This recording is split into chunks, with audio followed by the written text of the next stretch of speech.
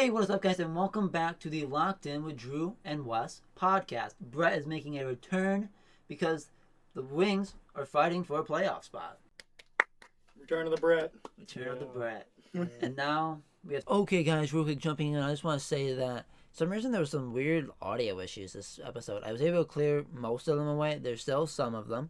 So that's not going to be a regular thing on this podcast, on this channel. But with that being said, I just want to let that be known that that's not anything wrong with your equipment. That is something that happened with my equipment, and that will not be a constant on this channel. Well, let's hop right back into it. We're talking about the Wings playoff push because this was a little bit before they were eliminated, and then we talk about some future of the Lions in the NFL. So with that being said, let's jump right into it. We have some serious stuff. Just finished up watching the game on the 9th, and yeah, we have lots to talk about because this was not the game and the, result we were looking for tonight. No. But I let Bret take the floor here. This is definitely Bret's category of the podcast. And let's talk about this, Bret. How are we feeling? Well, they're not out of it. That's the important part. You know, it's still in our hands technically because so the Capitals take a point lead over us. They tied the Islanders for 85 points. So that third spot in the Metropolitan Division is still open. They're still fighting for that. So you either want the Islanders or the Capitals to lose out. Yeah. Because obviously whatever team doesn't take the third spot in the Metropolitan is going to take one of the wild card spots. Most likely. That's how it normally works. And so the every other team, there's only one wild card spot left open because in the Atlantic Division, the Lightning, Bruins, Panthers, and Maple Leafs have all clinched a playoff spot. Mm-hmm. And then the Rangers and the Hurricanes have both clinched a playoff spot. So the Metropolitan Division has a spot open, and so there's one wild card spot open. So the Red Wings play the Penguins Thursday. Probably the biggest game of the year now. That's just what it comes down to. Yeah. The Capital games, if we would have won tonight, we would have had a nice cushion between us and the teams behind us. But, it is what it is. We need to win 5 out of 6 games. We lost our one game. We got to win out. It's in our own hands. So I'm feeling a little bit good. To say that in April we're still here, still one of the teams fighting for it, is a great thing to say. Yeah. Whereas last year we got to February at the trade deadline and we sold because we got our asses whooped by the Senators 2 games back to back. Like it was like a 5-1 and a 4-0, and it was just like, yeah, we ain't a playoff team. Yeah. It's just how it goes. I don't know how much you guys have been watching recently, but with the return of Larkin, it has looked better. DeBrincat is still in a slump. I don't know what to say about it. Big slump. Yeah, he scored 1 goal in the past 18 games, which is now what we're paying him for. 19 now, right? Yes, 19 now. Now what we're paying him for, but I also feel like we're asking him to do more than what we really want him to do. We're paying him to be our almost Ovechkin style guy. He's a great standstill, shoot from the top of the circle type of guy. Yeah. Power play, that's his game. That's Ovechkin's game. He just stands there, just shooting shit. But right now we're asking with him and Patrick Kane online the confer. It's just where Kane can't really go win the battle on the boards, and Confer can't really. He's not big enough, and I feel like we're asking too much of him to really kind of advance or empower Kane and DeBrincat into more scoring opportunities, and that's what I feel like. So DeBrincat has to do more than just sit there and shoot. Well, so they brought up Evason, and Evason has looked stellar. It's looked like what we drafted him to be. One of our top 4 defensemen. Whether you want to put him on line with Sider or get 2 more guys, he's been a steady guy for us. Every game I watch him, he's steady. He makes a couple mistakes, but you can tell that it's because it's fresh. It's fresh, and there's definitely a speed difference between the AHL and the NHL. There's a reason why they're 2 different leagues. So you can tell that some things that wouldn't normally see in the AHL, you see in the NHL, and he's like, okay, but you don't see him make that same mistake twice. Yeah, he learns from that, which I feel like a lot of our defensemen this year haven't been doing that. And then the game tonight, Sider apparently came down with a flu bug, So obviously he wasn't feeling his 100. And, there was some mistakes by him, but I feel like, for the most part, the defense played strong. Lyon, just gave up the one goal against Ovechkin. Sider, I don't know what happened. It looked like he either lost a blade or, lost a edge or, something like that. Oh, yeah. And then Schraub played it fine. He played the pass. And it was left to Lyon, and it was Ovechkin shooting, So it's a 50-50 no matter what you do. Yeah. So, I can't be... how old he is. Yeah. We just couldn't find the back of the net till the end of the game. Lindgren... Literally last second. Yeah.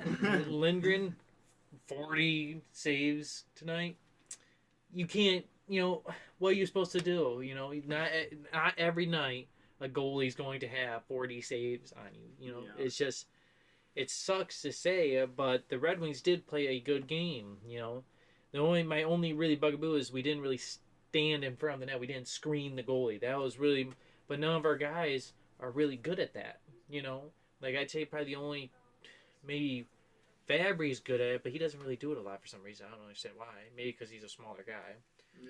Rasmussen could do it, but he's just... I don't know what it is, but... His physicality just isn't really there. I don't know if it's like his steadiness on his blades or on his skates, but I just don't know. So it's one of them things where I'm sitting there like, we need to screen the goalie. That's what gets you goals. Yeah. If you're shooting straight at the goalie and he's saving all your corner shots and all that, screen him. They blocked the shot. They blocked the passing lanes very well, and it was just hard. And Lindgren had a great game. You can't really be mad about it. But what this little stretch has shown is that the prospect pool for the Red Wings is there. We can bring these guys up. And Simon Evison, we brought him up NHL ready. Bergen, we brought him up. I thought he was NHL ready. That's just the way I see it. Sarnik, he's one of the guys, he's older. He's not a young guy. But he's one of them steady guys we keep down there, brings the NHL experience to teach our AHL guys. And then when we need them because of injuries, because of sickness, because of whatever, we can call them up and be like, hey, we just want you to fucking grind. Yeah. We want you to just pound on the opposing team. And that's what he does. He has played hard the entire playoff push that we're in right now.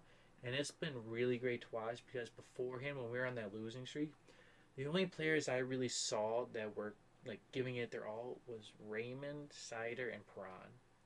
And that's not what you want to see. A team of... You want to see the whole team. Yeah, a team of 22 people, It's like... The and then guys trying. You need locks, especially in a push like this. Oh, With the wiggle room that we currently have as well. Yeah, it's what you want to see, and it's what makes me a little bit more excited for this upcoming off season to see what happens, because we do have a good chunk of our forwards on expiring contracts. We do have our defensemen. It's going to be the weird one to see what happens there, but it brings into that question mark. It's kind of what we see with like the Lions this upcoming off season, this draft. We saw them sign all these guys. Now we're going into draft like, oh, what's Brad Holmes cooking? So he's always in the crock pot, dude. Yzerman's always been cooking. We've never the entire time we've had Yzerman, we haven't got. I think the highest pick we've ever gotten with him is 4th, and we've been one of the statistically worst teams the past 6 years in the NHL. So it's what's he gonna find in the rough? That diamond that nobody's really seen. Because when he picked Sider, everybody was like, oh, that's a little bit of a reach. When Evanson was like, oh yeah, that's a good pick. But then he picks Marco Kasper. I was like, oh, that's a little high pick. Danielson from last year. Ooh, that's why is they picking him first round? We thought he would have gone late first round, not that so high up. So it's one of them things where we're like, ooh, what is he going to do this offseason now? Because we have a good couple picks in the first round, and it's also good to see what signings we're gonna get, because the Red Wings are looking like a playoff team, like a team that could make a deep run, like the Panthers did last year. So these veterans who are trying to come and win a Stanley Cup, be one of them impact guys, are like, oh, that's where I can go. They got a young core to where I can come in, teach them, bring my experience and be a big part of the team. And that's what some a lot of NHLers are looking for. So it's one of the things where it's like, yes, making the playoffs would be great this year, but if we don't, and if we don't, like, say we win the games, but we still get kicked out of the playoffs, you can't really be mad because it was in their hands still, so they took it, but it just fell apart. That's just all that happens. Now, if we were to lose out, that'd be a different Right. suck. But I do have to ask. Let's say, best case scenario, we are going to the playoffs. First series. How are you feeling? Do you think it's going to be a competitive series? Do you think that we're going to be overmatched and that we're a season away from really being a competitor in a series and then maybe having Especially the with ability to Illinois. advance? Or do you think it's really, you think it's obtainable this year that if we make it, that we could really have a shot at? Because you're going See, to be facing the top seed as well. Right, exactly. The issue is right now is you're either going to be facing the Rangers, the Bruins, or the Panthers, because they're going to be the 1 seeds. So it's going to be hard to say, for me to say we can push them to a 7-game series, because those teams have been playing great. They've been playing playoff hockey the past month. Yeah. We've seen that when we've played them. So it's tough for me to say, because we go up against the Rangers. Just off the top, they have Shesterkin in the net. Great goalie. That's not even talking about their defensemen. That's not even talking about their forwards, their offense, defensive capabilities. That's the goalie situation of Shesterkin. That's all I have to say, and that makes me a little bit scared. Then you go to the Bruins. Goalie situation again. Allmark and Swayman. That's even scarier for me personally. That is actually. And then the Panthers. Bob Broski. We have had the hardest time scoring on this guy the entire time he's been in the NHL. We put up 45 shots on this guy, and he still posted a shutout. And I'm not talking about in the pads. I'm talking about, we're on a 3-on-2 situation. We pass the puck perfectly, and this guy slides over and snags it out of the air, off thin air. I'm talking Makes about plays on us. It's and then the Panthers come back and score it on us, because the Panthers are a great team and they love the counterattack. So and it's hard for me to go into the playoffs and say Lyon and Reimer and be like, wow, that's we can win with that. Like, I love Lyon, but he's, in my opinion, not a starter. We're still missing that starting goalie. Lyon would be a stellar. We could have a dynamic duo between Lyon and whoever you want to pick up, whether it be bring up Costa, one of our prospects in Grand Rapids right now, or go sign a guy like there's Markstrom from the Flames, who's a big talking point right now about what are the Flames going to do, because I think he's on the last year of his contract next year. So obviously the Flames are going to want to get something in return for him. So it's one of them things to where I just can't say, I think we can at least take 2 games off of whoever we play. I think we got that enough in us. As long as we start out good, as long as we don't go in and we don't go down 2-0. That's the important part. If you can split the first 2 games, I think you can get another game in the last 4.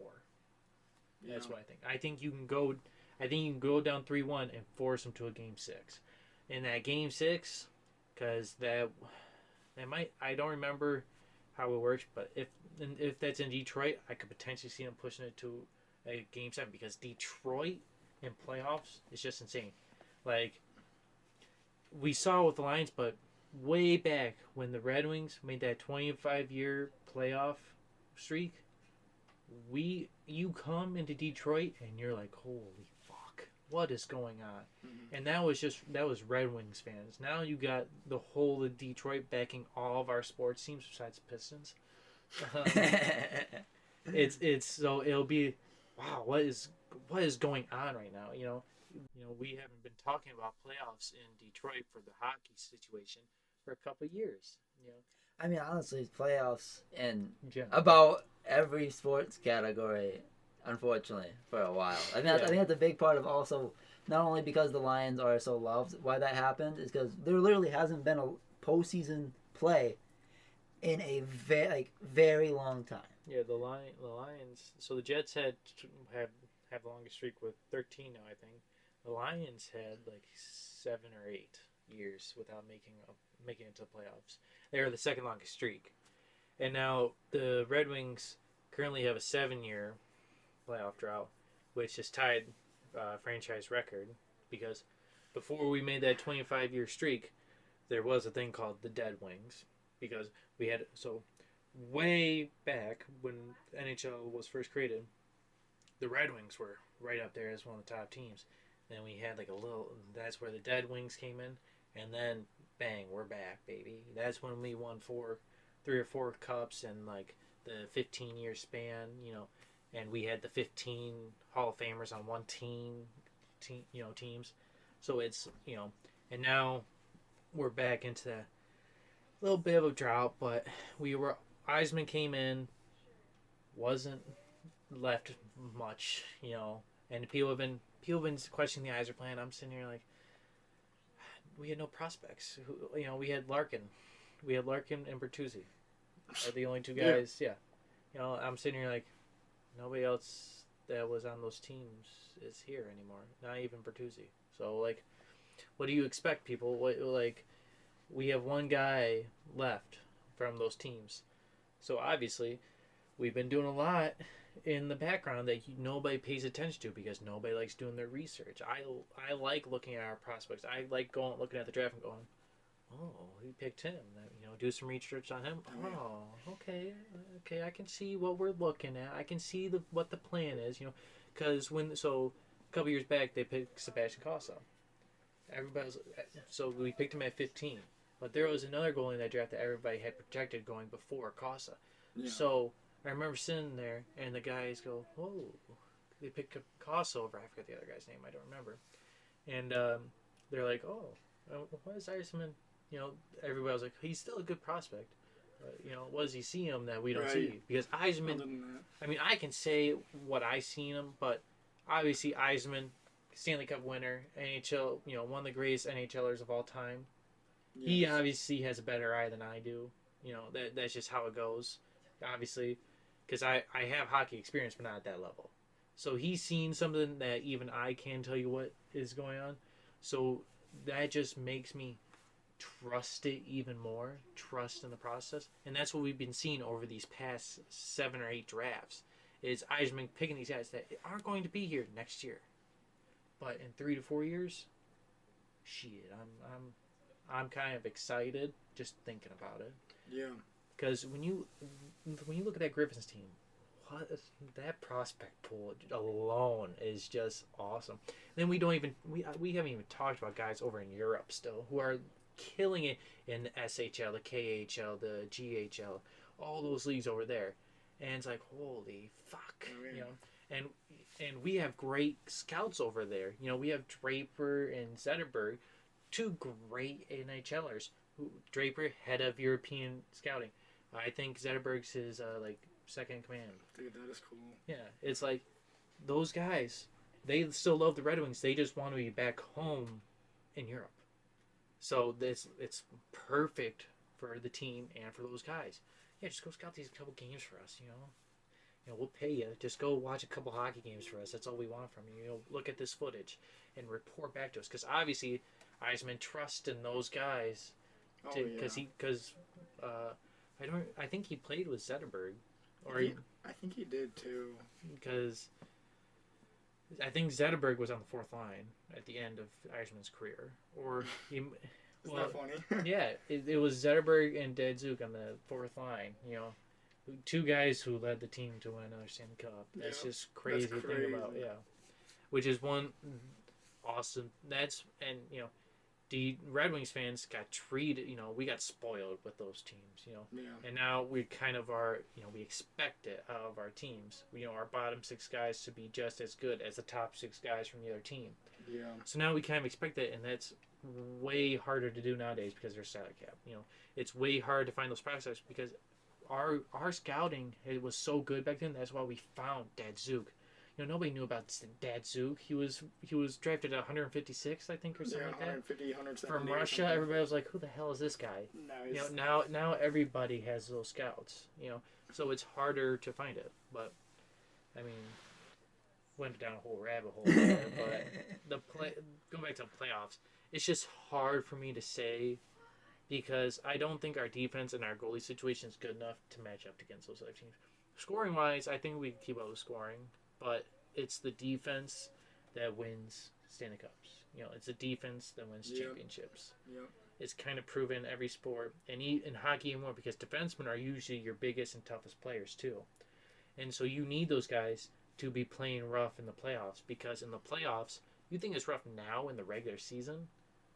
It's kind of scary seeing some of the hits in playoffs, which is it's so fun to see because the refs are also on the understanding you don't decide the game. They're in the NHL, the refs actually understand it's not our job to decide the game; it's the player's job. So, obviously, they still call penalties, obvious ones, but like in front of the net, if you cross-check someone because he's they're fighting, you're not gonna get a penalty for that. Where in the regular season you might get a penalty for that, depending on how bad cross-check is. So it's just I don't think we can match up, especially because we'll be going against one of the top teams in the leagues. In my opinion, the Bruins, Panthers, and Rangers. Yeah, I could pick any one of those teams, and I think confidently I could say they'll win against the Western Conference team. That's how confident I am in the Eastern Conference right now. It's really fun to watch because those teams have been battling to see who gets the first seed, and then we've also had this fight for who gets in the playoffs too. So you're like kind of watching two things like whoa, you're trying to keep up on both. And then in the Western Conference, there's been that gap build up between the top teams and the lower teams, so it's not as fun to watch out in the Western Conference. Yeah, we're tight right now. Yeah, like you said with Yzerman, like you're just like, oh, who's he gonna pick? Yeah. That's what we have with the Lions with Brad, and it's like, Penny Sewell was like his first year, wasn't it? Penny Sewell. Now he's a Hall of Famer. He's gonna be a Hall of Famer. That Gibbs pick, and I think it's a lot of thing is with these GMs when they go BPA in their mind, not anything else. I'm not gonna lie. If they didn't trade out that 6th pick, I can say for sure that in my mind, Jahmyr Gibbs is getting picked over Bijan Robinson in Brad's mind. He's still getting picked. I think Jahmyr Gibbs gets picked over Bijan. These guys, Yzerman, Brad, and we're hoping to see out of whoever takes over in the Pistons GM, because honestly, I don't think Troy Weaver will be there very, very much longer. But in other ways like that, we're looking at this and we're just saying, like, we're trusting these guys with their talent analysis, and they're going with their guys. They're not going with the popular pick. They're not getting cute with it. They're going with their guys that they can see a future with on the team. The team, TJ Hawkinson with the Lions, that was a fucking cute pick. That was the top. That was basically as if you took Michael Mayer last year at that type of thing, because everyone they love Michael Mayer. Everybody loved Michael Mayer. And then when you saw how teams reacted to him, and he was a 2nd round pick, it's like if you get too cute with the draft, that's where you really are hurting yourself in your team. To be fair to TJ Hawkinson is a very good player. Oh yeah, but he was just not what we needed at that time in the Lions. That's just very factual. So when I saw that pick, I was like, why the hell are we drafting a tight end that fucking high? And then I saw these guys go after him. I was like, what the fuck am I looking at? What are they cooking? So it's just nice having GMs to where you can put trust into them and be like, they picked Jahmyr Gibbs at 12. You go look up the Jahmyr Gibbs. I will admit, I was like, we're choosing a running back because we just signed David Montgomery and we still had DeAndre Swift. So I was like, we're drafting a running back, right? And then they obviously trade Swift, and then and then after the first couple games, I was still like, why did we draft Jahmyr Gibbs so high if we aren't going to use him? Right. But then that when Montgomery went down and Jahmyr Gibbs is unleashed, it was just like, oh. And then I traded for him the week before, and I was like, oh. You did not. Yeah, the week before it started going on. I traded with you. Oh yeah, Yeah. yeah, you might have. And then the money league I was in, I traded with. I forgot who I traded with, but I fleeced him. I You used Gibbs though. Yeah, I used Gibbs, and he was like one of my mainstays. I was the other side of it on our league. I shipped Gibbs away before his breakout. Granted, I did get a hefty payday, and I ended up getting. You did. I got. You got CD. Didn't Yeah, you? I got CD. I gave up Gibbs and Garrett Wilson for CD and Rashad White. And That was not bad. And I was CD end of the year. Well, and Rashad White was very pretty solid the consistent, entire very year. consistent, You know? yes. So, I mean, I'll take that. But there was an element of the year before we saw Gibbs really get unleashed. It was like, not that we were like, I don't know if it was a questioning in my, but I'm like, what? I was questioning more Dan at this point. Like, what are we, and Ben, like, guys, like, we took this guy this high. We see him at Alabama. He is explosive. He is electrifying. We got to get him the ball. I know we like Monty, but when Monty's getting 30 carries against the Packers, you're like, we don't have to do that. We don't have to give him 30 carries. We could split it at 15, 15, 20, 10, and we're not putting so many miles so early on Monty. Because it's not like Miles, or it's not like Monty is on 1 year. He's on a 3 year. You know. Yeah. Well, and I was also during that I was like curious about what was happening in practice. Like, was he just not practicing well at that time? You know, still getting into the groove of being. He was probably cooking at practice. But you never know. He was taking it out at practice. Is what he obviously, I had my Justin Dan, MCDC to be like, why aren't you playing this guy? Obviously, I watch college football. I seen him at Alabama. He can run. There's a reason why Alabama guys, they play a lot of high position, a lot of number one spots on a lot of teams in the NFL. So I was sitting there like, what's going on behind the scenes that we don't get to see. That's what I was curious about. And they were talking about making a Hard Knocks again for the Lions here. I was like, oh, that's gonna be fire. But then they declined to do it. And I was like, oh, that we saw what happened last year. Could you imagine a Hard Knocks before this season? Oh my gold! Yeah, it would have been fire. Getting fired up. Yeah, but they're locking in now. They're top divisioned. Oh. But it's good to see these prospects that we're drafting in these in these draft positions pan out, and that's what you love to see. Simon Evanson for Red Wings, he's been playing great. Jameer Gibbs, hell of a season. Sam Laporta, rookie receiving record. Yeah, Moritz Sider and Raymond, they're still in rookie contracts, which a lot of people don't remember. Lucas Raymond just turned 22. He was, I think he's in franchise records. He's like fourth, or no, he's first in a couple of them, and like second in a couple of them, and then overall he's fourth. And it's like nobody's paying attention to that. It's like, and it's not like the Red Wings have been a bum organization their entire career. We've been one of the best. So one of the better ones, yeah. So it's like, yeah, guys, just we have prospects. In the NHL, it takes longer because you don't want to throw these rookies in because it's such a physical sport. You can get them hurt. You can get them, their confidence shocked, and that can ruin careers. It's not like the NFL to where rookies go straight in. There's not a minor league system, So but those are 53-man rosters. So if your rookies, they're not playing well, you can hide them. In NHL, there's 20 spots. You're playing. Only 5 guys on the ice at a time. Yeah. It's continuous. It's rough and tough. You can get in fights. All this and Rams. That's why you don't see them getting thrown in like that. And I questioned Evanson not coming up at the beginning of the year. I was like, we're talking about this guy so much, but we still haven't seen him. What the hell's going on? Yeah. But we've seen him, and so I think we'll be seeing him beginning next year. And I think we'll be seeing some more. I think seeing Evanson at the end of this year in this playoff push, it's kind of almost opening the floodgates for our other rookies, for Yzerman to be like, I have these prospects. I don't have to go find all these guys in off-season signings.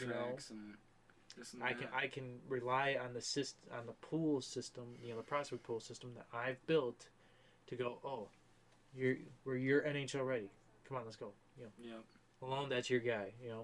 and then sign a couple. Obviously, you don't want all rookies, so you sign a couple veteran guys, but you get those rookies in because while those veteran guys are there, you want your rookies learning from them, so that way your rookies can become those veteran guys and train your next pool of rookies who are coming in. You know, it's supposed to be a cycle. You know, as your guys get older, they train the younger guys. So when they get older, they train the younger guys. That's how every sports system works. You know, you don't want your rookies training your rookies because they don't know shit yet. You know? Pistons. Yeah. You know, like I love Sider and Raymond, but they don't have any playoff experience. You know, and Yeah. we're still missing that element. Right. I love Cade, love Ivy, but they have no winning experience. Well, that's just the Piston organization as a whole. There's not really a whole lot of veteran leadership really on this team of like a whole. I mean, you could maybe say the recent 10-day to remainder of year deal of Taj Gibson, just because he was on former Bulls teams. Taj Gibson. But besides that, I mean, For 10 days. well, he has a remain. He was on the 10-day, got signed. Did he get signed for the remainder? I would honestly rather him after the season maybe even join the coaching staff if that was going to be like an option. But I don't think he should be on a roster spot because honestly, the good teams in the NBA, their 15th guy is a guy that you can play. There's not a 15th guy. On the Pistons, you're getting past about 6, 7, and you're really not feeling amazing, especially compared to other teams. But I don't know. Predicting the Lions' record, we're looking at the schedule here. Of course, you have the regular NFC North games. So you have that with the one home, the one away with the NFC North, which is a very strong division, as we said. Do you want to start with that and then go to the out division teams? Do you want to talk about our division, like like what we think our record will be? In the division? Yes. Division-wise? Sure. I don't mind that idea. I honestly, with that, my personal opinion, I think even though, and I want to give respect to the Vikings because their home arena. The home stadium definitely has a home field advantage. The fans there do show out, they show up, and that whole skull thing they do. I mean, they definitely get their fans ready, and it's definitely a home field advantage. Come on, Nick Mullins, let's see throw that ball. But I'm not confident in that squad. I think we sweep them. I think that we split with the Bears. Yes, what are Vikings, yes. What's your overall record? Well, I'm breaking it down. Oh, okay. I'm working my 2-0 right there with the Vikings. That's 2-0, Brett math. Then I think we're gonna both. I think we're probably gonna split with the Packers like we did this last year. Jordan Love. We win at home, but we lose away. Yeah. Type of thing. I mean, the funny part is we won in Lambeau and we lost at home. Honestly, I think even then, I think we probably split. So yes, the Bears know we own them. We're their daddy. I don't care who you have in your team. So what? You're 4-2 or 5-1? I would be 5-1. Wes? Yeah. We're beating the Bears both times. I don't care about Caleb. I don't care about Keenan. I don't care about DJ Moore. I don't care about Swift. This is 4-2 is a fine guess. I'm just saying that Caleb Williams is going to be under distress. This is for all the This is. I think this is we're going to 4-2 because I think we're going to split with the Vikings. Because I think what the Vikings are going to do in the draft, which I believe they're going to get J.J. McCarthy, and J.J. McCarthy has that winning mentality. He has Justin Jefferson and Jordan Addison to throw to. And now he has Aaron Jones as a running back as well. I believe that can be a very good offense. Name me a good player off the Vikings defense. It doesn't matter. It doesn't matter? You can go win in shootouts. The Lions have proved that the past 2 years. We're not going to be in shootouts this year, buddy. We're going to be on your puss. We're on you. All I got to say is Justin Jefferson will still be dropping 2 touchdowns on Okay, so did CeeDee Lamb and all the guys like that this year, and we still went 12-5, and we still CD won, but we don't talk about that. But I think Wes, in a certain world, you can split with the Vikings. Don't want to talk about Decker eligibility. You don't want to. Did we you think the Bears are worse than the Vikings? Yes. That's a hot take right there. I think that the Vikings O-line is better than the Bears O-line.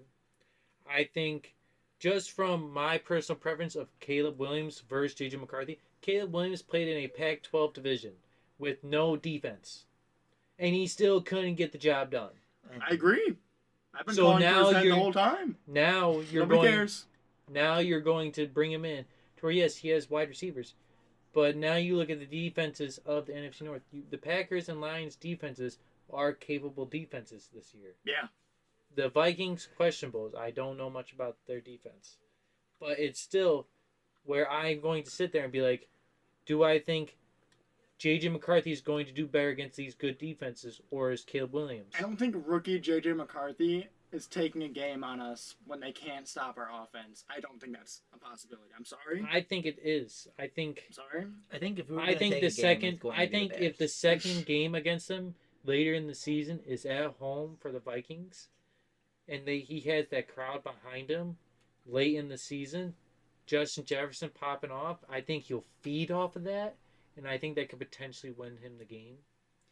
Feeding off the crowd, feeding off of Justin Jefferson, his experience players around. Is all their defense just feeding as well? And they're getting bigger, so they're harder. They're like better and everything. They're in the game.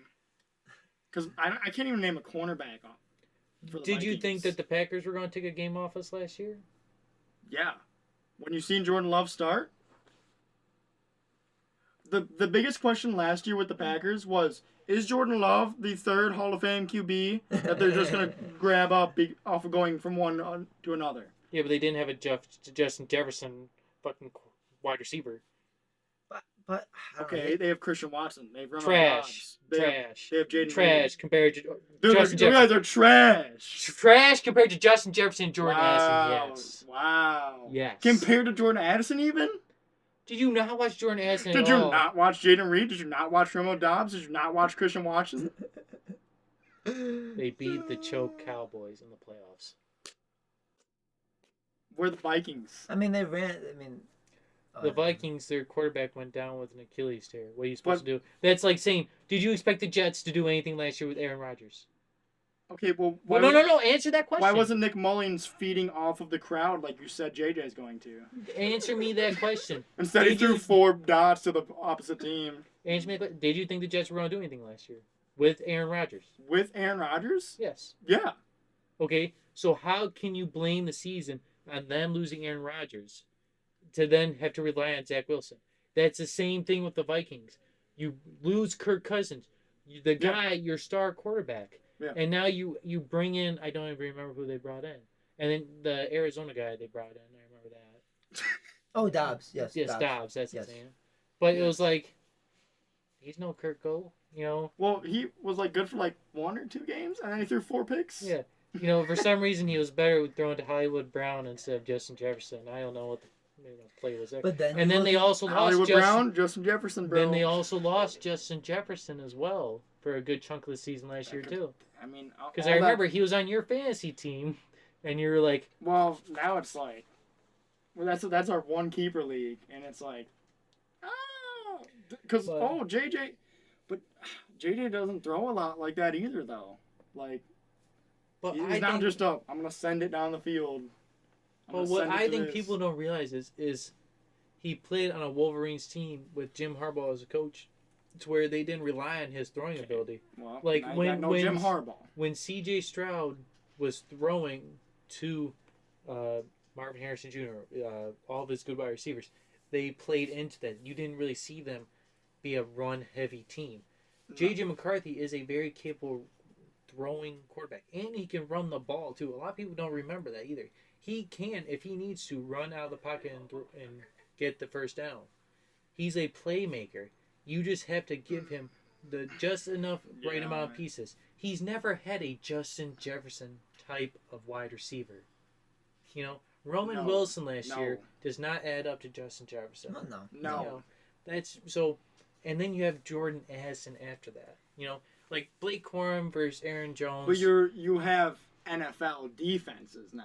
You don't just have Ohio State. But he played against the Alabama defense, which, you know, could a lot of those players are NFL players. We like Alabama players, Brent. Let me tell you that. Yeah. So. Yeah. That's what I'm getting at. I don't know.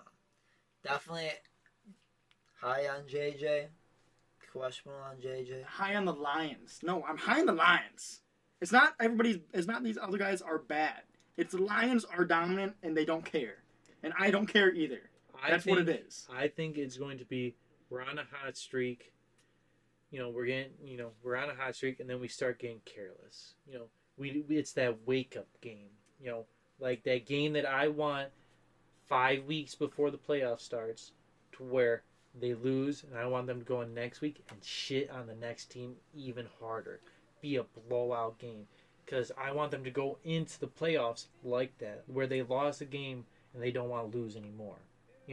If you're going into if you have a, I mean, we ended the season winning. I don't think that affected us at all. Yeah, but that little rough stretch where we lost to the Packers, we lost to someone else. I don't remember who. Cowboys.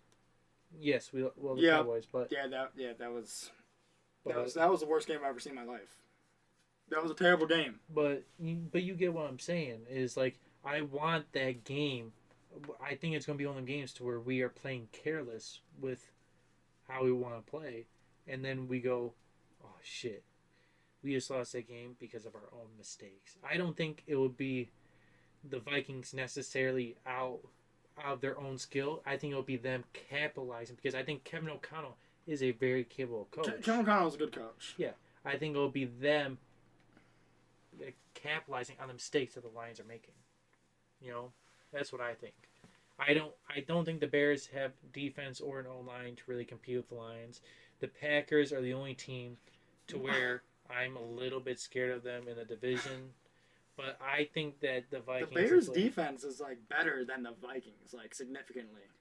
I want to say, I was curious because what we did last year. Yeah. We did drop a game to the Packers, like I said. Yeah.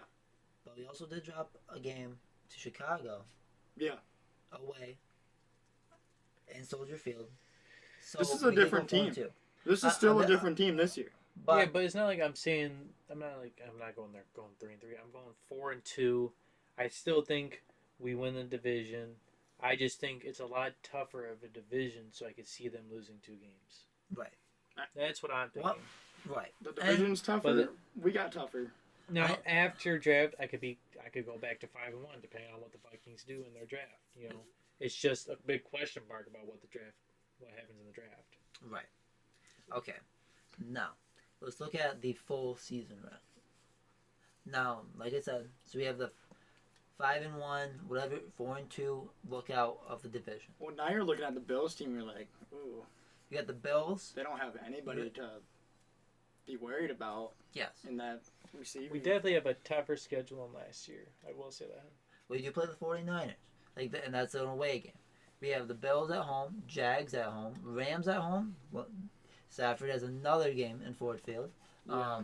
Titans at home. That's actually going to be, I think, a little bit more of an underrated game than people want to give. It's like when we went 9-8 when we played the Carolina Panthers, and we were like, "Oh yeah, we need this win. We're gonna get this win." And they ran for infinite yards on us. Yeah, and then you have the Bucks at home, and we're playing the Seahawks at home. Which honestly, the Seahawks have been in. They've had the Lions number there. But dude, anyway. They've had the Lions number because you got Kendall Vildor or Jared Jacobs guarding DK Metcalf, bro. Those guys can't guard that man. Okay. Yep. They can't guard that man. You got Carlton Davis now. You got Amik Robert. I'm ready to. I'm match us up, bro. Match us up. I don't care. Away games, you got Cardinals, Cowboys, Colts, Texans, and 49ers. That's a tough away schedule. I will say that. Especially when you go playing the Texans away. Well, dude, playing the Colts away. The Colts playing the Cowboys away. We don't get a call. Yeah, we don't get no call. Yeah, the only one I'm pretty confident going away is Cardinals because they're kind of trash. But okay, so wait, looking at this, what are you thinking as a record? Oh, jeez. I with going 5-1, I think we can beat. I think we beat the Bills. That's 6-1. I think we beat the. Yeah. I think the 49ers game is the one that I think is a loss, and I don't want to say it's a loss because I think we're better than them. I just think that you're gonna lose. I think we can stack up with every single one of these teams, and you're gonna lose. You're gonna lose games that are like, oh, this or that, or some straight up bullshit like the Cowboys game. Right. I think. And there's that new hip drop rule, so. Right. I think we're gonna go 13-4. Okay. I have my 2 divisional losses. I have a loss to the Seahawks because I think they've had our number, and I think they will have our number. Okay. Then I have a loss to the Texans. Okay. I think that's fair. I think we're going to go in to San Francisco and win against 49ers. I think we're going to have a redemption game against the Cowboys because I feel like we're going to have a little chip on our shoulder on that game. At their home? Yeah, well, we lost him in Dallas last year, didn't we? Yeah. Mm-hmm. So I think because of no calls. Yeah, yes. but I think we're going to have a little chip in our shoulder going in that game. I hope we go to the Cowboys early. And you mean like we have enough points to not get F by the refs, or the refs still F us? Like, what are we talking here? I'm saying we're going to come in and we're just going to dominate. That's why I mean. Well, we did that against the 49ers in the conference championship game, and then we just like, scoring is not really our thing anymore. I think we're going to go into those 2 games and dominate. I think the Colts is going to be closer than people think because I think the Colts this year are underrated. The Cardinals, I'm not worried about. The Bills, just laughingstock. Jaguars lost Calvin Ridley back to throwing to Christian Kirk and Ingram. Kind of made themselves, 2-dimensional in that sense. Gabe Davis is not a person in your mind, is he? He's just not even existent. He's not even there. Yeah, he'll get his 2 good games this season. Wow, okay, he's not even Rams, a real person. Rams, we've already proven we can beat them at home. And I think losing Aaron Donald weakens their defense. Oh, no, you go from crazy to like, oh no. I'm just saying what my, going through my thought process. It crutches their defense. Yeah. The Seahawks with Mike McDonald, I just think he's a great coach. I loved what he did with the Wolverines. I think he really did great things with Wolverines. I think he did great things with that Ravens defense last year.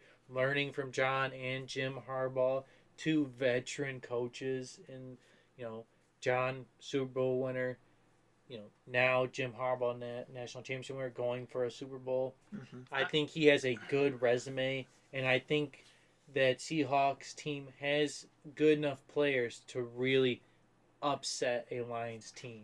I don't think I think they'll still just make it into the playoffs, but I still think they'll have a potential to upset some of the top teams. I got you. The Buccaneers, Mike Evans, I still worry about, but I think that they've lost a lot in the defense with. Lose Carlton Davis and White. No. Devin White. Yep. Devin White. Yeah. Those are 2 big pieces of the defense gone. They still have Levante David, so Levante David is still insane. Do you worry about Chris Godwin? I do. Is he available in your mind? Yes, he is. All right. But, okay, fuck you, buddy. I'm just going through you just said Mike Evans. Some teams have 2 guys that are, very elite. Yes, but when you think of the Buccaneers, do you think of Mike Evans or Godwin? You think of both, because they're both there. Who's the wide receiver 1? Either one could be. No, who's the wide receiver 1 in your mind? Answer now. Chris Godwin is a slot. Who is wide receiver 1? Answer. Go chest. Full chest. Be a man about it. Who is your wide receiver 1 on the Buccaneers? Mike Evans, Godwin. Pick. Who's number 1? Who's your number 1? You can't have 2 number 1s. This year it's Chris Godwin. You can't have 2 number 1s? Okay, that's BS. You can. You definitely can. Whoever has more targets is the number 1. But you can have 2 number 1 wide receiver talents, though. No. Okay. Okay, really? And then the Titans, even though they added Calvin Ridley, Tony Pollard. All right, I'll throw you one. What you got? Deebo Samuel, Brandon Ayuk. Who's the 1? Deebo. Ayuk had way more targets than yards. Yes, but Deebo is using more plays. Oh, so now we're getting technical. What do you mean used in more plays? Like actually targeted? No, they use him in rushing plays as well. How many rushing plays did he really have? That still affects the game. How many did he really have, Brett?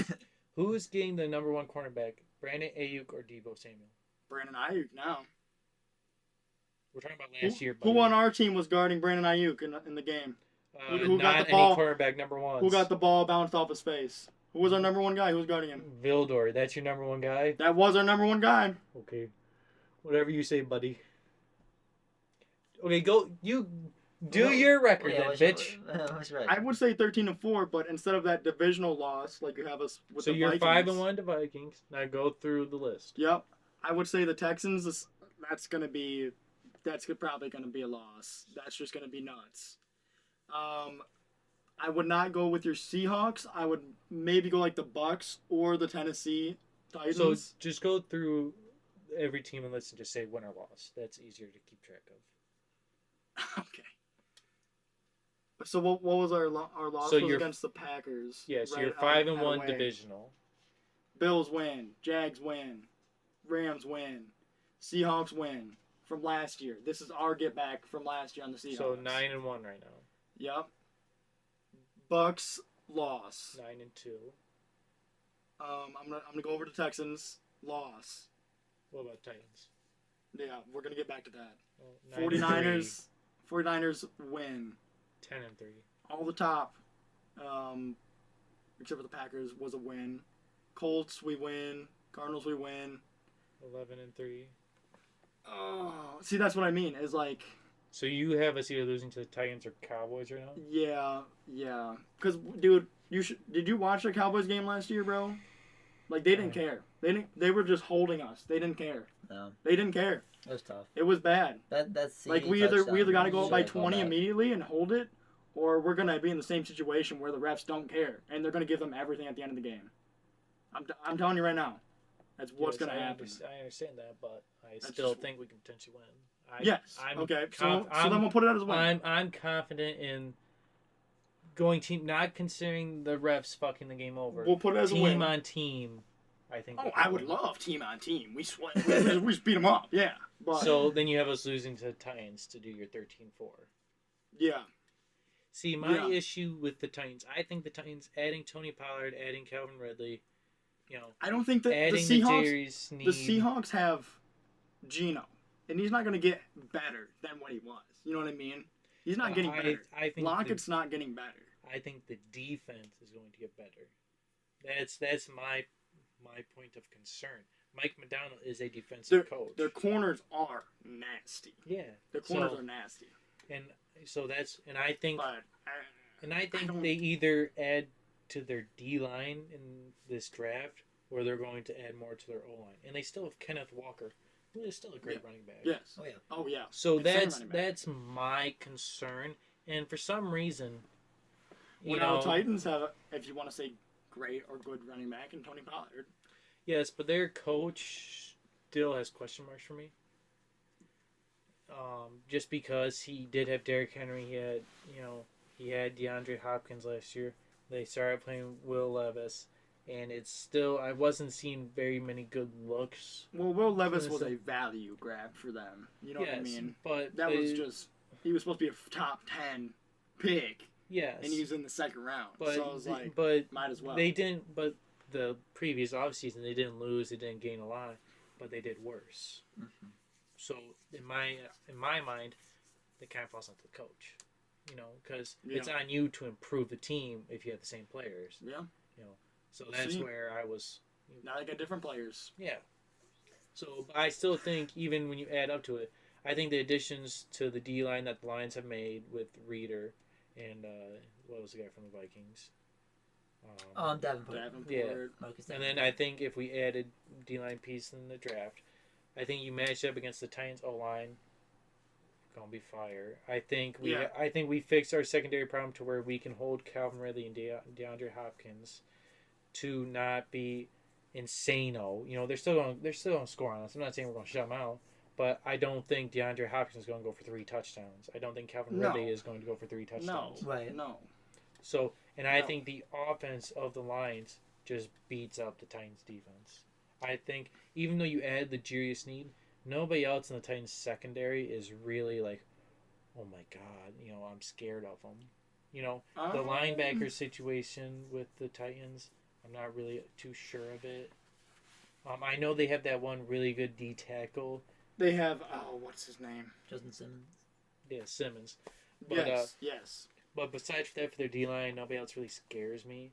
And I think even with Simmons as D tackle, I still think the Lions O line is just insane. So that's why I'm chalking that up to a win and giving the edge to the Seahawks. I think we're forgetting somebody in their secondary, but yeah. Yeah, but I think the Seahawks is going to be like that second game that we had this year, to where it's just like we looked off. It's just that's what I'm chalking it up to. The loss to the Vikings, just an off game. I think the Packers can actually, depending on the day, the Packers can come in and win against the Lions because they do have that star potential. They do have that where Josh Jacobs can come in and just score 4 touchdowns. And they have Josh Jacobs. Oh shit. So that's and they have their defense is still insane. That's what I'm getting at. And the Seahawks and Vikings just off days. And I think the Texans, with the additions they've made in this offseason, can still go toe to toe with the Lions. I think that just comes down to who has the better day. It's who has the better day at that point. So we're both 13-4. Drew, I don't know what you 13-4. You could make that. I'm fighting hard. The Seahawks Titans just flip for me, really, or the Bucks could flip. We could beat the Bucks too. Yeah, but I'm fighting really hard with this schedule because I'm not gonna lie, I love the improvements that team has made, and I think I think a lot of team. I think going into every single game, I think this compared to other seasons, we're gonna go into this season saying, honestly, we should win these games. That's what I'm saying. Now, there's going to be an off day. There's going to be a day that someone catches heat. There's going to be an injury that might happen. But not everybody everybody has Dan Campbell either, though.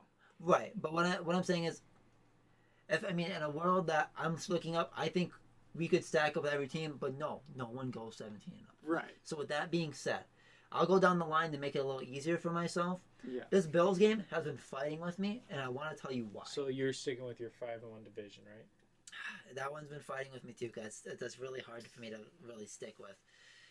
I think you want it. You want the 5-1. I want the 5-1. I'm gonna be realistic. I want the 6. We dropped the game to the Bears last year. I'm gonna say we're gonna go. I'm changing my mind. We're going to go 4-2, and we don't drop it to the Vikings. We drop it to the Bears. There you go. Then, with that being said, that Bills game is terrifying to me because Aaron Glenn struggles against mobile quarterbacks. I think we still get the win, but that one is going to be a tough game. So there we go. Then we're looking at the Jaguars. We beat them last season. I like our team. I like the things they've done in comparison. Stacking up, I'm going to take the win against the Jacksonville Jaguars. Also, staying at home, I think that the Rams, I think we can beat the Rams. And in the playoffs, I think the trenches, especially losing Aaron Donald, I think we're going to win that game. Yes. And I think we're going to win it even more convincing fashion, actually. Yes. The Seahawks, I want the win. I don't think the win. The win will not be happening. I think we'll be losing and dropping the game to the Seahawks. And again, I think it's going to be another thing where we just come out flat against this team. That or something, it's always against this team. That we just can't get a win on them. I would love a win. I just don't know if I am going to bank on that. The Bucks, we've had their number. And honestly, I don't want to say that it's at home and we've taken over in Tampa, but I think we still get this win here. Yeah. Titans, I don't love that Will Levis is their quarterback. But their team is a strong team. I think this is a game. And you got to think, in regular progression, Will Levis is only going to improve in some way, Right. I do like that our quarterbacks are improved, but I don't know how much better. I'm gonna say win, and I don't. It's tough for me. I want to probably shootout, but I think we're gonna win that game. I think that maybe we drop. I don't think Pollard gets going against us. I don't think he does. I really don't. We kind of stumped him anyways, and now we have Reader. So have fun, Pollard. I think we drop to the Texans. I think we drop to the 49ers because this is away games. Yeah. And I think we drop to the Colts. And the reason I say we drop to the Colts, I think if Anthony Richardson is healthy, that's a problem. Aaron Glenn, again, historically, has fucking sucked against mobile quarterbacks. Yeah. And he is a 6'5" specimen, and I think that's going to be a problem. I think we beat the Cowboys in a revenge game, and that one maybe is a little personal, and I think we beat the Cardinals. So, with that being said, that is 3 losses on away. That is 1 loss at home. That's 4 losses. So that is a 11-6 record for me. I think that the division getting better, and I think a tougher schedule drops us to 11-6. And that's not anything against the team, and I absolutely would love for me to be wrong. But I just think there's games that aren't going to always go your way, and injuries we've been very, very fucking lucky this whole time. With injuries, maybe this is a year that during the regular season we get a little banged up, like a lot of teams. I'm still very confident in this team going forward. I think that we're going to compete for a Super Bowl championship. But the only thing I'm worried about is 11-6 might not be strong enough to win that division. But at the same time, that division's tough. And I don't know. My 11-6 isn't a happy 11-6. I'm just saying that I can see a lot of these games going the other way. I also can see us beating the Texans. But You see a lot of 50-50 games. Yeah. That's what I'm saying. And it hurts to say. that's what I think that. So I'm saying 13-4. I'm saying the 49ers game is a 50-50 for me. I think the Colts do have that upset mentality, kind of like what I think about the Seahawks. I think they can upset a kind of bigger, contender team. Mm-hmm. I think the Colts have that potential. I think the Cowboys team, I think we're just going to come in with a chip on our shoulder, honestly. And nothing that the Cowboys have done have really excited me this offseason. I'm still don't know what they're going to do at running back. Dude's gone, baby. Yeah. Can't see him, can't tackle him. And even with Dak and CD Lamb, they still haven't proven to win anything with them. So, I'm not really worried about that. And I think the Buccaneers still have a chance. I mean, Baker, Mike, Devontae, Godwin, they're still good names. They still have great players. If I think you catch the Lions on a bad day and the Buccaneers on a good day. For me with the Bucks is like, if Baker's feeling it, and he gets scary. But my thing about it is Hutchinson. And you have really good guys for him to give the ball to, so. But my thing about it is Hutchinson going to get to him? That's and I think he will. Right. And DJ Reader stuffing the run and forcing Baker to throw, and I understand he has great weapons, but Baker is a good quarterback, but he's not a great quarterback. No. And I think if you can get him, if you can get in his head, you start doing stuff to him. But you've seen him when he's confident, and that is a scary sight. He just starts throwing touchdowns out of nowhere. Yeah. Starts throwing them. Yeah. Doesn't care. Yeah. It's in the end zone. So, yeah. I mean, we're all in kind of the same area. You just went us losing the 50-50 games, which is understandable, Yeah, I don't want to be overly optimist. I know that we're coming off a great year, and have a great year, and only improved. And every single game, don't get it twisted. And also this draft this is all pre-draft. Yeah, this is pre-draft. If we hit some guys that I fall in love with, 12-5 is not that far away. I'm 11-6, but I am about maybe 10% away from 13-4. These games are just so tough, and I can see us maybe beating the Seahawks and actually dropping the game to the Titans because of the personality and maybe caring less about the Titans game and giving more about Seahawks. Yeah. But at the same time, I could do that with literally every single one of these games. Yeah, it's definitely a harder schedule than last year, which is kind of what I want to see, because last year everybody was like not really rating the Lions because they didn't have that hard of a schedule, blah blah. But it was like, motherfucker, 12-5 is still 12-5. You still got to win 12 games to right. You still got to win. Yes. Probably 11 games to win your division. So it's like, shut the fuck up about it. Right. We're here. You don't like it, but we're here. Yeah. We're damn close with it. We're not falling off this year. We're making the Super Bowl, and we're fucking potentially winning that bitch. We'll have to revisit this after the draft, for sure. I'm not gonna lie. I'm so fucking close to 12-5. I'm so close, but it's so hard. Anyways, it's so hard because we aren't there right now. There's a lot that could happen. There's a lot that could happen on the field, off the field, and during the draft. And we're going to have to see all that unfold. We are. Yeah. I guess jumping into we're going to probably run through this one a little bit quicker. The divisions. Honestly, I think we're just going to go with the division champ and why. Yeah. So starting at the North, we already have that kind of talked about, but I'm going to pick, even with my 11-6, I think this division is good, but I think this division is going to kind of attack itself. Yes. And I think that 11-6 is going to win this division, but there's going to be a very competitive division. I think the lowest win total is probably going to be 8. But it's going to come down to it for sure. So I think Lions, NFC North, you guys, what do you guys think? I'm going with Lions. I mean, I think Lions too, but I think realistically every team in this division could have a winning record. Right, you know, right. That's arguably understandable with this division. You know, you could see it for pretty much, like the only team that is really questionable right now is the Vikings. Thank you. Yes. but depending on the draft, it's like, oh my god, you know, we could, you know, it's going to be a tough fight in the North. Right. I mean, if they're in Houston's position where they have pick 2 and then they try to pick 1 as well, sure. But like you said, you're trying to grab some stuff to fill out, like kind of like the Bills, where it's like, but you don't have Josh Allen, so it's like, you know, you could swap that for. Yeah, but they also have 2 picks in the first round at 11 and 23, to where they did trade up for that other pick in the first round, but so right, you know, there's a hope. It's not going to be Jaden Daniels, not going to be Drake May. Probably looking at a Bo Nix or a J.J. McCarthy. Yeah, but Penix or something like that. Even a Penix, and I'm not gonna lie, Penix is a very.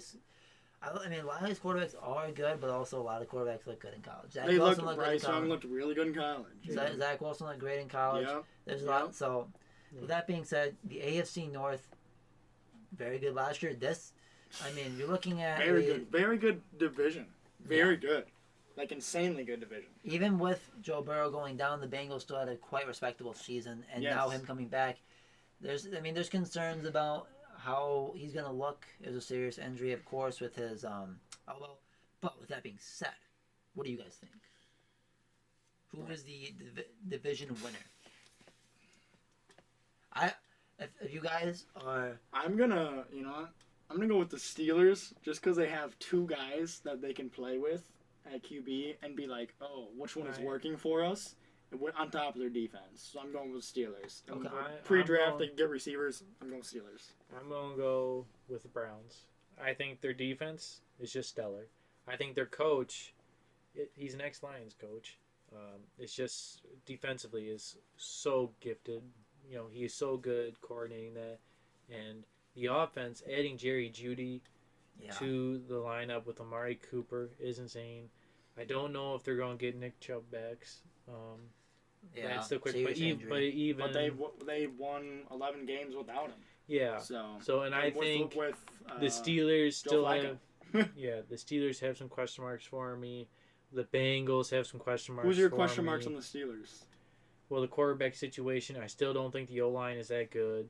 The wide receiver room, George Pickens is about the only guy. This is pre-draft, but yes, George Pickens is your guy. But the quarterback room, what have they had before? What were you working with before? No, I'm saying there's still, like, who's going to be running it? Justin Fields or Russell Wilson? Right. How are those guys going to be playing? You can just be like, obviously, Justin Fields now is probably arguably in the same or worse position he was in before. Worse. Russell. Probably. Maybe, or better, I guess. I don't know. Probably better because they don't lose though. They don't lose. Yeah, but they don't lose no matter what. It's there's question marks for me. Mike Tomlin's still gonna find a way to be positive. Have a winning season, but do I think he's gonna win the division? No. And then I think it comes down to the Ravens versus Browns, and I think the Ravens have lost more than the Browns have to really, and they haven't really added. They added Derrick Henry. But I think Myles Garrett is such a good run stopper that... Derrick Henry's he's reaching his age, man, and he's been through a lot of running. Like, he's going to be really good for them, but he's just getting to that limit where... I think it's one of them things where the Browns going to have 11 wins. The Ravens going to have 10 wins. Okay. Like that's what I think it comes down to. Okay. Or even 12 and 11. You know, it's going to be a 1-game difference for I me. feel you. I am going to go with a repeat, and I'm going with the Baltimore Ravens. I don't care if they lost OBJ. I don't care. OBJ was solid last year, but solid is as high as I'm going to give him. You're adding Derrick Henry. I know. He hasn't looked like the Derrick Henry of old, but he's going to draw attention. He's still King Henry. And you are going to... see some crazy stuff. If Gus Edwards was as good as Gus Edwards was last year, I'm sorry, Derrick Henry can at least do that. And he can probably do more. And then Lamar Jackson, yes, he did not look good in that Chiefs game. But this Ravens team wins in the regular season. They do. Yes, they've lost guys. I honestly, I really don't care. Is Calais Campbell coming back? I don't even. Well, Campbell was on the team last year. Oh yeah, he went some. They cut him last year. Yep. Yeah. But I honestly, doesn't matter. They were stacked last year. Maybe they're not stacked this year. But Lamar Jackson wins football games. Archangel's coming back. John Harbaugh wins football games. They both win football games. This team is going to win. The Steelers, I think, are going to finish. I think this is very similar to Divisional North. And I don't want to get too hell-bent on it. Yes, I agree with that. And where it's like, just like, anybody can take it. I predict that the Steelers are going to continue to be over 500. That's what I will say. I don't think... Which is amazing. Well, like, you got to think, like, with what they've been working with to even do that. Mike Tomlin is definitely... TJ Watt giving you 20 sacks a season, man. Yeah. Like... Well, now getting a proper quarterback, if they work out, I think they're going to be a very good team. I'm going to put the Ravens at top. Looking at the NFC East, we are looking at the Giants, the Eagles, the Commanders, and the Cowboys in this division. Honestly, I'm going to say Eagles. I think we have a clean sweep. Clean sweep with the Eagles. I mean, is it?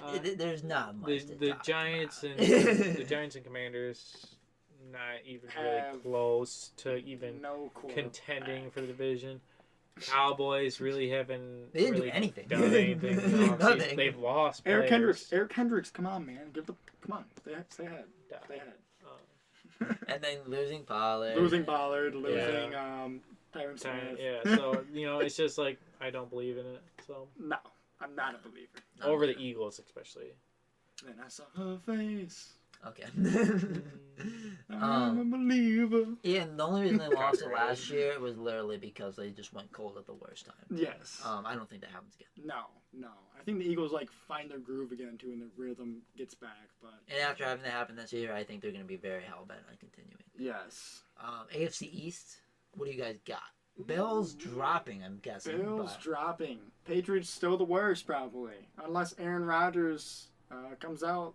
Unless Aaron Rodgers runs for vice president, or he comes out and does the same thing he did last year. I'm pretty sure the guy ended up picking someone else. Did he? Yeah. Did he? I'm going with the Aaron Rodgers New York Jets. I'm a believer. Really? I think Aaron Rodgers still has it in him to win divisions. I don't know if I can say he's going to be Super Bowl contenders. Mike Williams but I think the defense is still... Mike Williams. I think the defense for the Jets is still stellar. Oh, dude. I think Garrett Wilson and now Mike Williams. Nasty defense. If they have a capable guy throwing to him and you can keep Mike Williams somewhat healthy throughout the year. They've added pieces to the O-line to help protect Aaron Rodgers. Breece Hall is a monster. Is in the back of your mind when you think about that team. Breece Hall is amazing. Yeah, so I think as long as Breece Hall is best. So, and I think their coach with is still with your very Mike good. Williams thing, hopefully they can keep him healthy throughout the year. Mike Williams gets injured and he doesn't come back. Yeah. It's a one and done. He gives you 5 games of holy crap, and then it's he comes down with one, and then he's like, I'm done, man, I'm done. Yeah, he's out. But that's the thing. So he gets messed up. That's what I'm going with. Yeah, he's the best go up and get a guy in the league, but he just can't stay on the field. Yeah. It would be great to see a full Mike Williams season. Well, luckily he's MetLife's amazing. And what I'm going to say, MetLife. And what I'm going to say about the Dolphins is the past 2 years, it's the Dolphins year to win the AFC East. And then the Bills come in and shit on them. So, well, that's gone. So That's gone. Dolphins are gonna win it. But they always seem to choke when the division's on the line. Yeah, I think Tua keeps maturing and hopefully improving for them, because that's what it seems like sometimes. Is like he gets off and then he just can't make it happen for the rest of the team. And then the team gets off and then it's that's disaster. But if they're rocking, they're rolling. You know, they're going. Devon A-Chain year 2. Oh gosh. Yeah. Watch out. You do. Watch Who out. Who you guys choosing? Dolphins. I'm going to go with the Dolphins, and I will say a mix of They got still good defense. A-Chain, maybe year 2, yeah. Waddle was not healthy most of the year. Yep. So I'm going to give Waddle. Waddle's crazy. Then, honestly, a healthy Jalen Ramsey is slept on. Yes. That is going... Xavier Howard, I mean, yeah, losing him for better or for worse, honestly. And I understand they lost Christian Wilkins as well. Yeah, but they did. Honestly, it's kind of just like I just trust these teams. I know what they got. I know what they have, and I know when you're looking at these all pros, you got a lot of them, and you got and I trust. Yep. I think they're gonna win a lot of their home games, and in the nice weather states, I think they're gonna win a lot of their away games. Yep. And I'm not saying that Tua can't play in the cold, but I think he can play damn well in the nice weather, and also their home field has their advantage as they have that dumb advantage thing that they're in the shadow and the other teams are sitting in the sun when it's 100 out. Yes, and they always wear whites and they make the other teams wear darks. Yep, it's crazy. I don't even know how that's illegal. It's not illegal at all. But and then also real quick, just saying, Mike Williams, I love the guy. I really like him, man. He's cool. Some of the plays I literally jump out of this couch, chair over there. Jump out the window, Yep. second story. Yep. But why would an injury-prone player go to the worst? Like, I have a question. I'm just curious. Like, what? I mean, I understand the you could have went to just go to a grass field. Just go to a grass field. Okay. Anyway. Try to see if he can do it, like, for a season. I don't know. Maybe that was the most money. If you did, it's gonna be like okay. So he went to the Jets, right? It's gonna be like what happened to Aaron Rodgers, but what happened to Mike Williams? They're gonna play at MetLife first game, and he's gonna go up for a crazy ball. He's gonna catch that thing, and you're gonna see the replay, and his Achilles is gonna be like. I mean, I'm not saying I don't want that to happen, but injury, right? You know, like that's just what the scenario is gonna be. Right.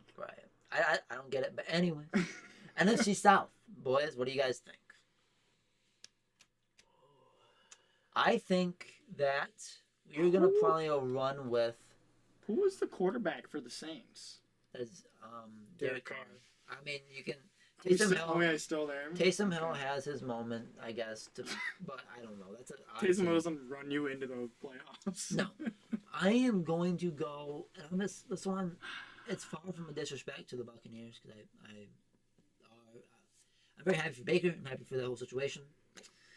But I'm very intrigued with that skill players setup with Kirk Cousins. And I'm just going to roll the dice on the Falcons. I mean, that's just more of, I just think that's going to be fun. And I think that Kirk Cousins is going to have a lot of weapons to throw to. Yes, it's different from Justin Jefferson having primarily him and Hawkinson. But he was looking great before he tore his Achilles. I mean, he's coming off an Achilles. He's an older quarterback. But I'm just going to roll the dice with the Falcons because, honestly, Bijan year 2. Kyle Pitts finally getting a proper target share. I think he's going to have a better year. We're still on Kyle Pitts' train after his rookie season. All I'm going to say How many years has it been? How many years? I mean, but all I'm going to say is, how many years? I mean, he's let me down like 2-3 years. But we're looking at Desmond Ridder to Kirk Cousins. I'm sorry. Yeah. But it's the jump is huge. But and the Saints and I mean Panthers are far away from the contention, and the Saints I just feel like are going to be one of those teams that finish 7-8, 8-7. Yeah. Like well not. You know, I was thinking the Bucs earlier, but I'm probably going to go with the Falcons. Bijan year 2 is going to go stupid. They don't have Cordell. They don't have they still have Algier, but new coach. You're running Bijan. Drake London's gonna be Drake London now. Like you would think, big target for Kirk to throw to. Not like Similar size to Jeff. I'm going to Very put my similar. money on the Bucks going for a repeat. Okay. man. Just because I feel like Baker, he finally feels accepted, welcomed. You know, like he's wanted at a place. That's Yeah. huge. I feel like with Mike Evans coming back and Godwin, that's just an insane duo.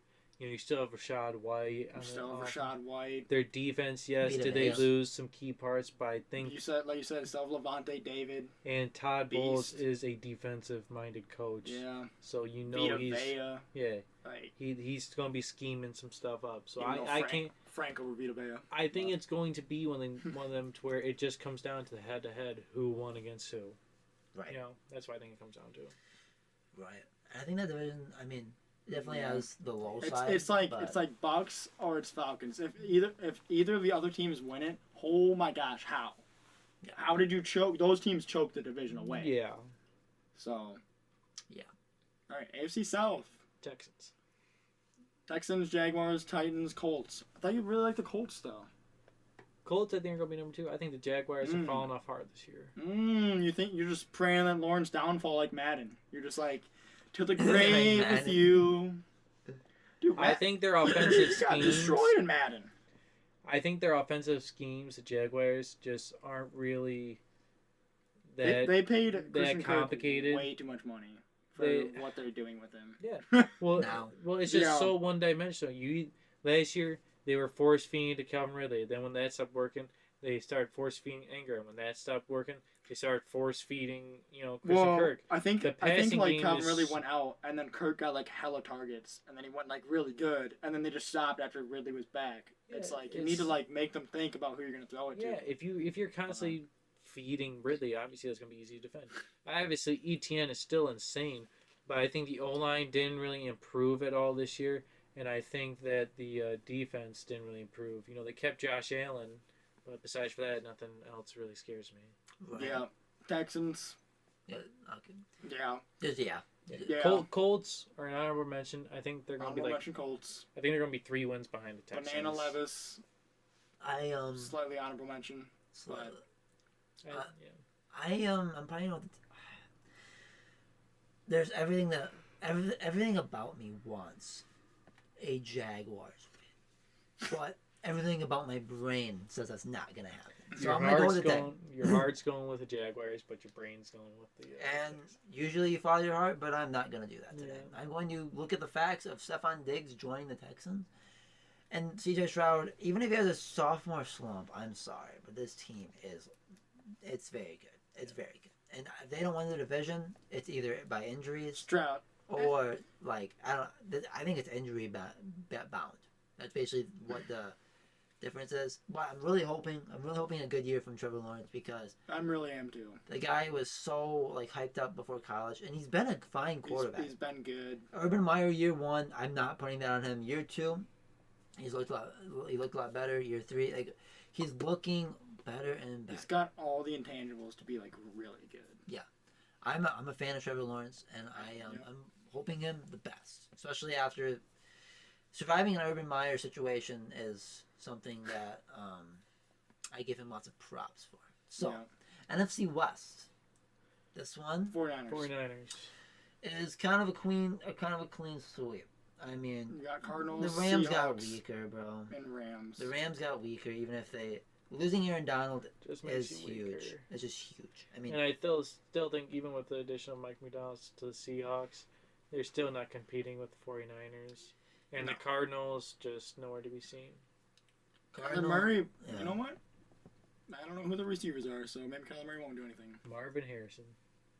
Maybe. That's possible. Maybe. Yeah, Maybe. they have the third pick. Maybe they're Fourth pick, sleepers. sorry, fourth Maybe pick. Cardinals might be sleepers, and we're just not knowing. Against 49ers, still not. Kyler Murray, when he was healthy, is crazy. Yes, but I think I still have to. But stick then with when the new 49ers. COD game releases, he's going to be out for a couple Yeah, that's weeks, true. That's true. so- That's true. All right. And now, last division, AFC West. This one, honestly, I mean, this one's also kind of a crapshoot. in my Yeah, opinion. it's Chiefs. Like you can have your fun with the Harbaugh, Herberts, but I'm going to, just to make it not a clean sweep, I'm gonna go with the Raiders. They have a Minshew Mania. They have a soft spot in my heart. Max Crosby. Their defense is decent. Adding Christian Wilkins. And their offense, I mean, Devontae Adams, you know, that's just... Losing Josh Jacobs is probably going to be a pain, though. But I got you. I think they're going to add a running back in the draft.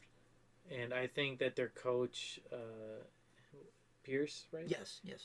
I think he is very good coach. Antonio Pierce. Yeah. So I think all the players believe in him. And I think they've been missing that, honestly. So I think... I want Minshew for the plus 30 touchdowns or no? What did he get last year? Not 30 touchdowns. No, not 30 touchdowns. But he also was splitting time. But yes, even then, I like that he's doing it.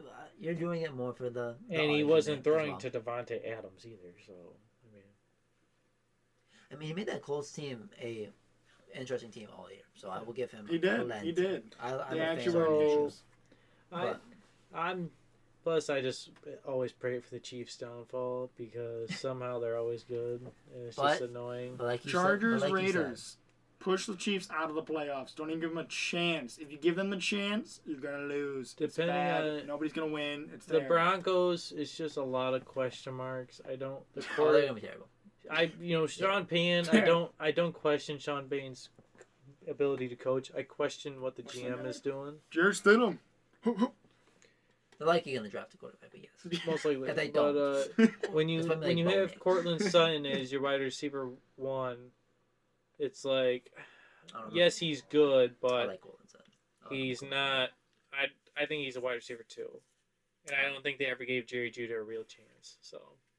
I feel you. And their running back situation, Javonte Williams is a very good running back. I just don't ever think they give him a good enough O-line to really work with. But yeah. I don't know. Sean Payne definitely and the Chargers is a good coach, but just fucked. Like I love Jim, but it's gonna take like 3 years to fix that team. Both teams have good coaches. I just think they're kind of It's a little bit of a cleanup. I will say the AFC West probably arguably one of the best divisions coaching wise because Sean Payton, Andy Reid, Jim Harbaugh, and Antonio Pierce. Especially at least by big names for sure. But yes, like maybe.